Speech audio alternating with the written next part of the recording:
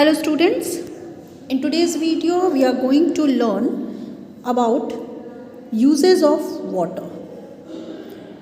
बच्चे हमें पता है ये जो वाटर है it is most wonderful gift from nature.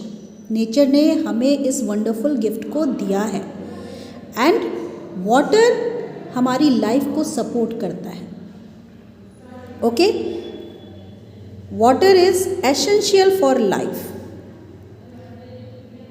ये हमारी लाइफ के लिए बहुत ही ज़रूरी है एंड वाटर का यूज़ दूसरी पर्पसेस के लिए भी किया जाता है. इंडिया में about 70% of the total water available is used for agriculture.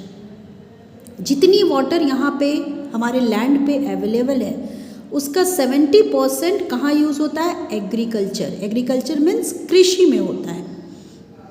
Okay, crop production में होता है.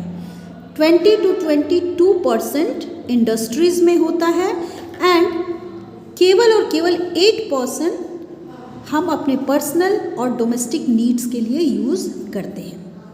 ओके, अब हम देखेंगे इस वाटर के वेरियस यूजेस क्या क्या है, कहाँ कहाँ यूज़ किए जाते हैं. फर्स्ट है हाउस होल्ड यूज़, मीन्स हम घरों में इसका यूज़ किस तरीके से करते हैं, किन किन चीज़ों के लिए करते हैं. So we use water for drinking. Water का यूज़ पीने के लिए, कुकिंग के लिए, खाना पकाने के लिए, बाथिंग नहाने के लिए, वॉशिंग के लिए, कपड़े धोने के लिए, कुकिंग के लिए एंड गार्डनिंग के लिए किया जाता है. ओके, साथ ही साथ हम वाटर का यूज़ टॉयलेट को फ्लश करने में, फ्लोर्स को क्लीन करने में भी करते हैं.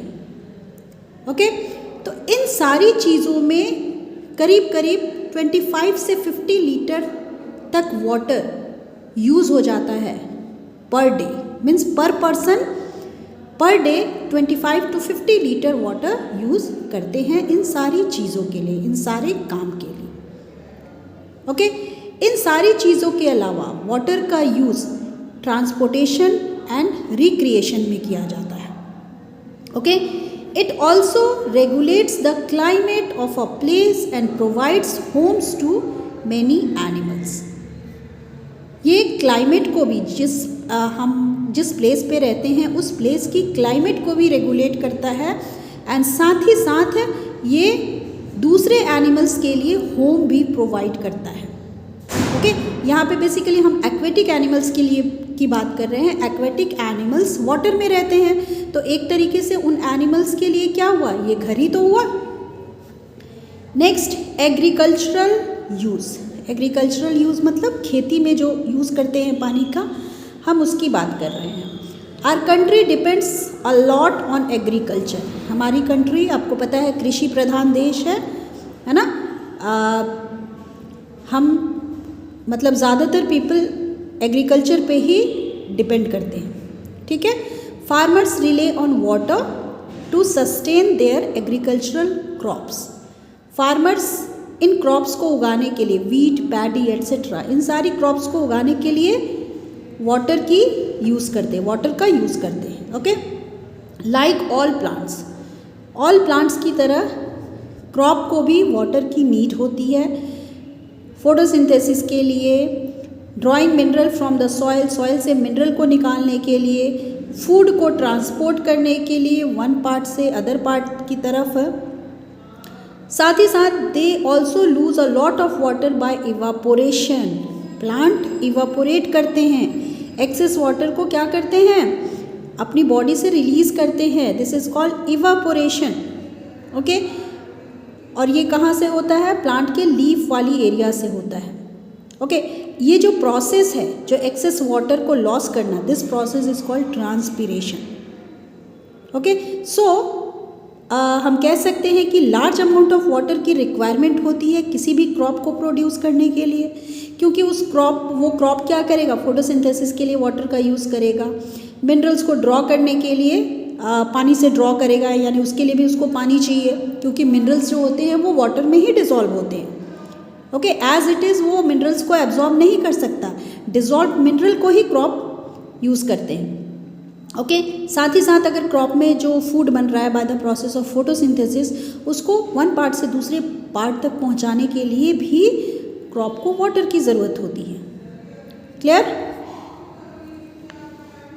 नेक्स्ट हम देखेंगे industrial needs. All factories use a large amount of water every day. Factories में वाटर की नीड तो होती ही है, उनको ज़्यादा अमाउंट वाटर की ज़रूरत होती है। ओके ये जो इंडस्ट्रीज़ होती हैं अक्सर नदी के किनारे पे बनाई जाती है। क्यों? क्योंकि उनको ह्यूज अमाउंट ऑफ वाटर की ज़रूरत होती है। किस वजह से उनको ह्यूज अमाउंट ऑफ वाटर की ज़रूरत होती है? First is as a reactant. ये रिएक्टेंट क्या होता है इसको हम समझेंगे। A substance taking part in chemical reaction is called reactant. Water क्या होता है? उस केमिकल उस इंडस्ट्री में जो केमिकल्स हैं उनके साथ रिएक्ट करने में एक इम्पॉर्टेंट रिएक्टेंट की तरह रोल करता है। तो यहाँ वाटर की ज़रूरत हुई। सॉल्वेंट की तरह किसी भी चीज़ को डिज़ोल्व करना है तो वाटर एक यूनिवर्सल सॉल्वेंट होता है। Third is for disposal of waste. Waste को डिस्पोज करने के लिए भी वाटर की ज़रूरत होती है। कूल करने, किसी चीज़ को कूल करना है तो वहाँ भी क्या है? वाटर की ज़रूरत होगी।